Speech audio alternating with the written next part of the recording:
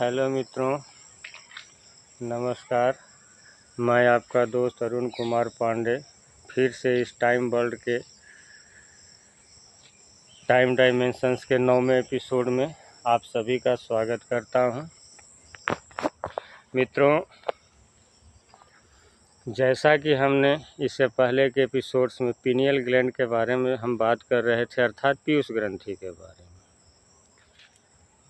तो अब इसके बारे में जान लें।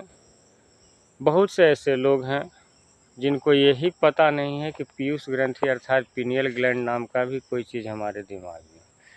अगर आप सहजता किसी को कह दें कि आपके दिमाग में एक छोटा सा माइक्रो चिप बैठाया गया है, कुदरत ने बैठाया है, तो जिसे नहीं मालूम है वो सहजता इस पर विश्वास नहीं करेगा और इसको समझेगा। अब सवाल आता है कि अगर आपको मेमोरी को ऑन करना होता है तो उसके लिए उसका जो एप्लीकेशंस होता है उसमें हम जाकर उसको खोलते हैं, जैसे मोबाइल।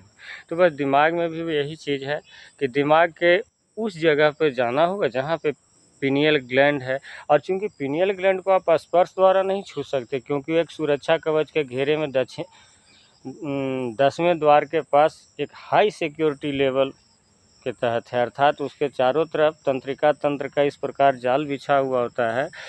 आपको पता होनी चाहिए कि हमारे शरीर में 72,000 नाड़ियाँ हैं।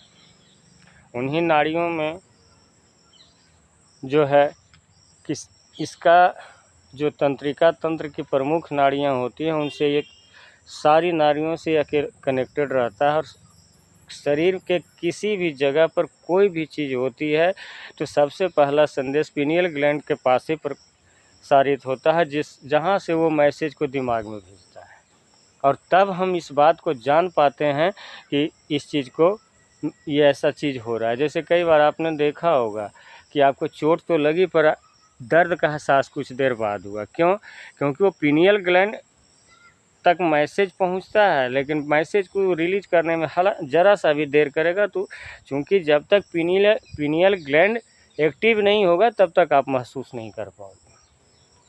मेरे कहने का मतलब है कि मस्तिष्क में पीड़ा, खुशी, अनुभव, भूख, प्यास, निद्रा, ये सारे चीज़ों का जो कुछ भी हम अनुभव कर रहे हैं उन सब का सबसे बड़ा प्रमुख केंद्र पीनियल ग्लैंड, क्योंकि जब ये एक्टिवेट, और ये कभी भी निष्क्रिय नहीं है, सोता नहीं है, क्योंकि ये जब हम सोए अवस्था में भी रहते हैं तब भी ये जागृत रहता है। अगर ये जागृत ना होता तो हमारे मस्तिष्क की प्राण वायु बाहर जाकर अन्य दृश्यों को नहीं देख पाती, जिसे हम स्वप्न या सपना कहते हैं। स्वप्न के बारे में हम आगे चलकर कुछ बातें करेंगे, फिलहाल अभी जिस विषय पर है उस पर बात करते हैं। तो स्वप्न के पीछे भी पीनियल ग्लैंड का ही कार्य होता है, और ये पीनियल ग्लैंड की इतनी क्षमता है कि अगर इसको विकसित किया जाए तो एक समय के किसी भी आयाम में देख सकता है। जी हाँ मित्रों, आपको ये जानकर आश्चर्य होगा, पीनियल ग्लैंड के पास इतनी असीमित ऊर्जा है कि वो जब चाहे जिस डायमेंशंस में चाहे उस डायमेंशंस में वो देख सकता है, पहुंच सकता है। लेकिन कैसे? उसके लिए उसको उस लेवल तक जागृत करना होगा।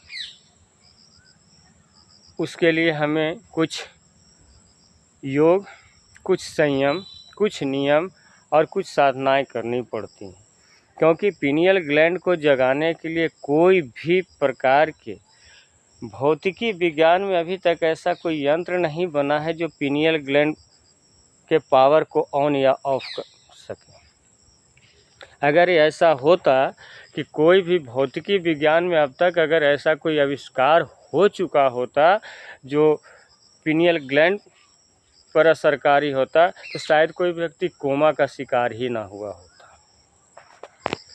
हाँ, इन बातों को पीनियल ग्लैंड और ये थर्ड आई मैं बता रहा हूँ, इन बातों को विज्ञान पूर्णतः सत्य मानता है, लेकिन साधना द्वारा जागृत करना या जो मैं अन्य प्रक्रियाएं बता रहा हूँ उसके बारे में विज्ञान नकार देता है, क्योंकि इसकी दूसरी पहलू भी है। जब विज्ञान के पास जब तक कोई यांत्रिक ऊर्जा नहीं होती, आधुनिक विज्ञान उस चीज़ को सेटिस्फाइड नहीं कर पाता। लेकिन कॉस्मिक साइंस यानी ब्रह्मांडीय विज्ञान इन सारी चीज़ों को अक्षरशः सत्य मानता है, और हमारी ये थ्योरी उसी सैद्धांतिक भौतिकी और उसी कॉस्मिक साइंस पर आधारित है। जी हाँ मित्रों, हमारे एपिसोड्स के ज़्यादातर पहलू आपको मनोविज्ञान और कॉस्मिक एनर्जी से जुड़े हुए हैं।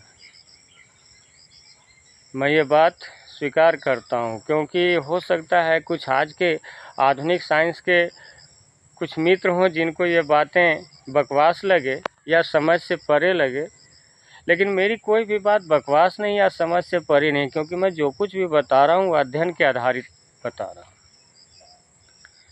कॉस्मिक एनर्जी हर कोई महसूस नहीं कर सकता।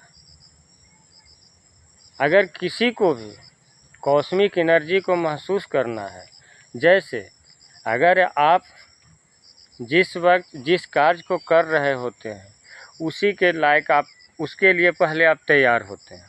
अगर आपको डॉक्टर बनना होता है तो पहले डॉक्टरी की पढ़ाई करते हैं, फिर ट्रेनिंग करते हैं, फिर डॉक्टर बनते हैं। ऐसा नहीं कि गए और परीक्षा पास हो गए और डॉक्टर बन गए, ऑपरेशन करने लगे, ऐसा नहीं होता।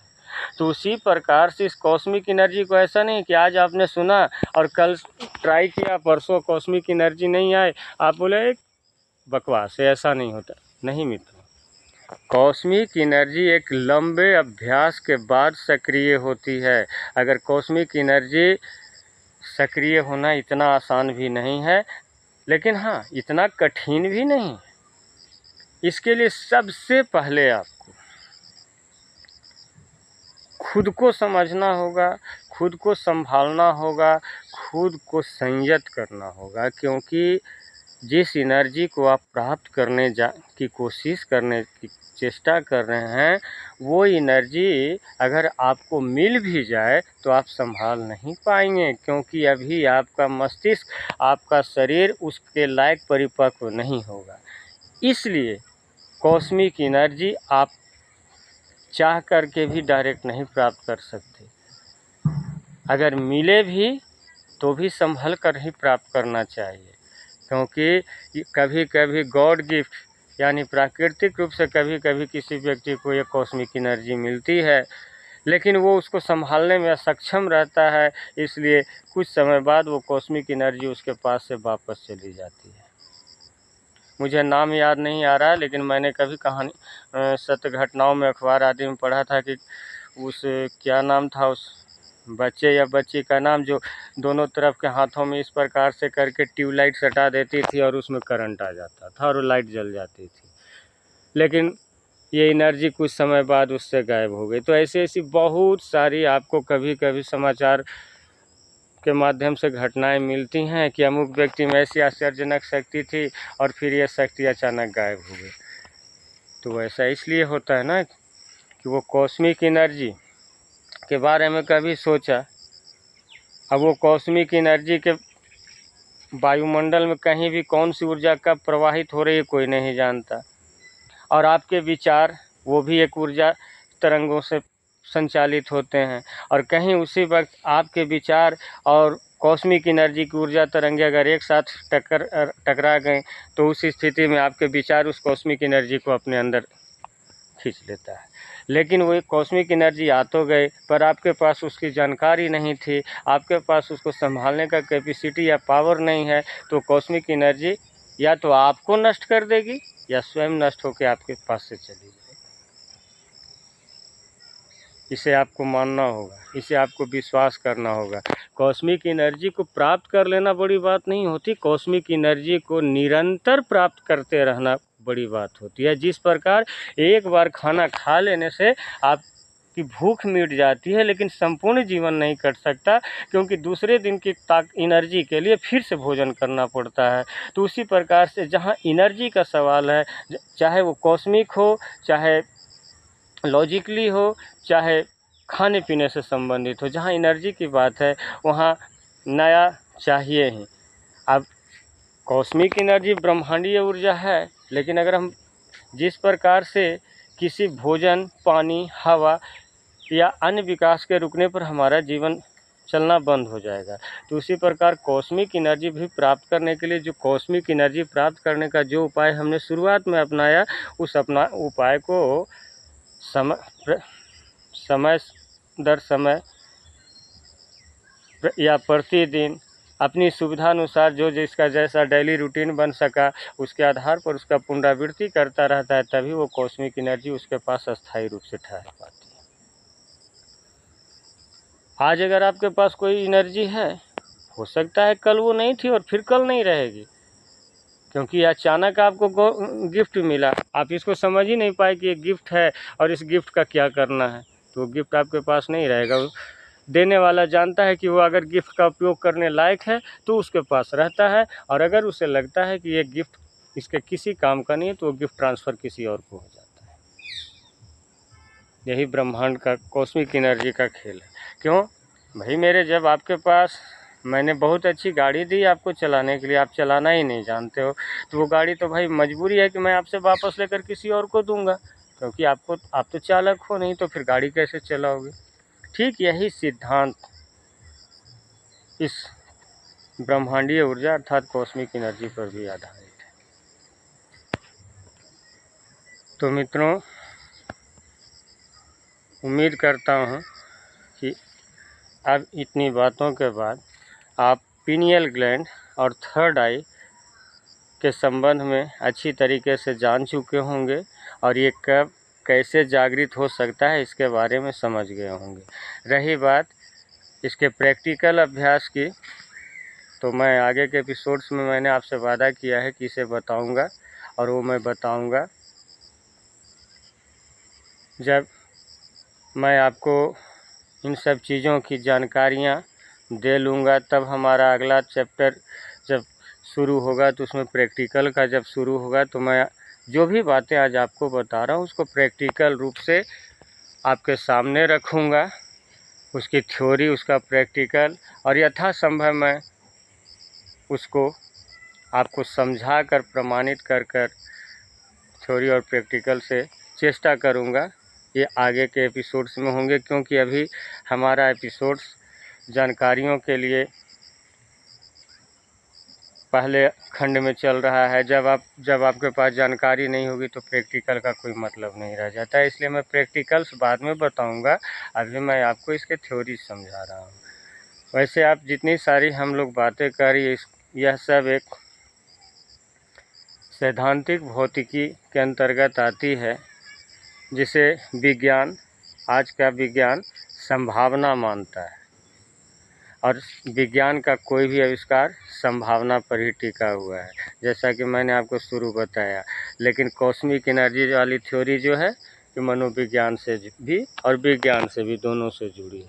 तो मित्रों, जैसा कि मैंने आपको पीनियल ग्लैंड के बारे में और थर्ड आई के बारे में भी आपको समझाया है, और इससे पहले मैंने आपको बताया कि हमारे शरीर में अमृत है, जिसे हम पान करके अपना बुढ़ापा, झुर्रीपन, रोग, इन सब चीज़ों पर काबू पा सकते हैं।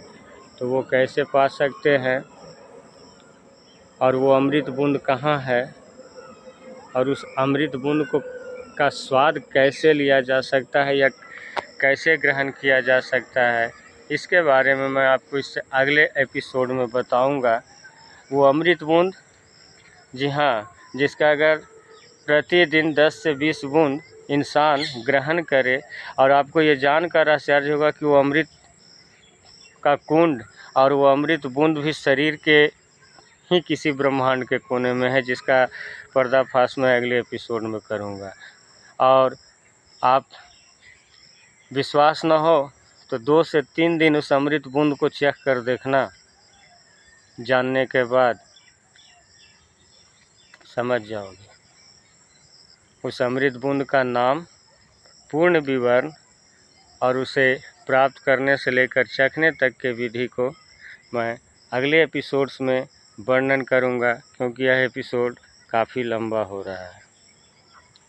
यही नहीं मित्रों, ये 2-4 नहीं, इस शरीर में ऐसे कई स्विच हैं जिनके बारे में अगर हम जान जाएं तो हम अपनी ऊर्जा का ऐसा असीमित इस्तेमाल कर सकते हैं कि जिसके बारे में अभी तक आपने कल्पना तक नहीं की होगी। जी हाँ मित्रों, कल्पना तक नहीं की होगी। तो आइए फिर मिलते हैं अगले एपिसोड में एक नई और ज़बरदस्त रहस्य पर से पर्दा उठाती हुई एपिसोड के साथ। तब तक के लिए धन्यवाद, नमस्कार।